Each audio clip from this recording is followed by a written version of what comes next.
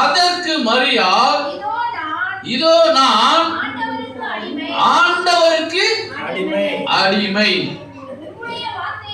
உம்முடைய வார்த்தையின்படி ஆக கடவுது என்றால், அப்பொழுது தேவதூதன் அவரிடத்திலிருந்து போய்விட்டார். சிம்பிளான காரியம் தான்.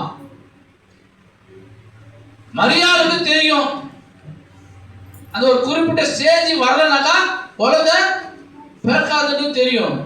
சொல்லிட்டா தேவதூதன் என்ன சொல்றாரு, இது ஆகும் அப்படின்றாரு. திரும்பி பெருசா ஆர்கியுமெண்ட் பண்ணவே இல்லை. தேவதூதன் என்ன சொன்னாரோ அதுக்கு என்ன படிச்சுட்டாங்க, இதோ நான் ஆண்டவருக்கு அடிமை.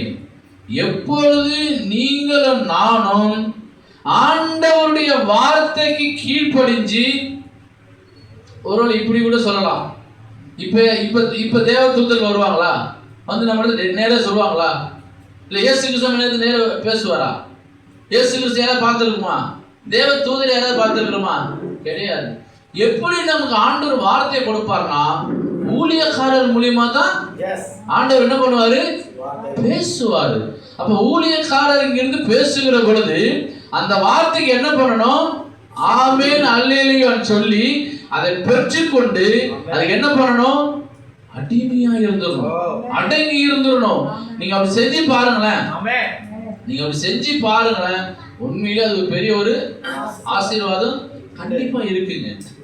நம்ம கீழ்ப்படியதுனால நம்மளுடைய காரியங்கள்னால தான் நம்முடைய ஆசீர்வாதங்கள் என்ன பண்ணுது, தடையா போகுது.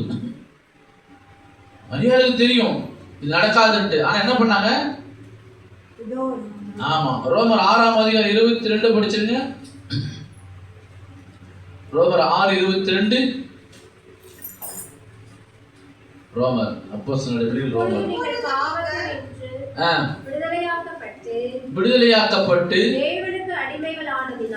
தேவனுக்கு அடிமைகள் ஆனதினால் பரிசுத்தமாகுதல்.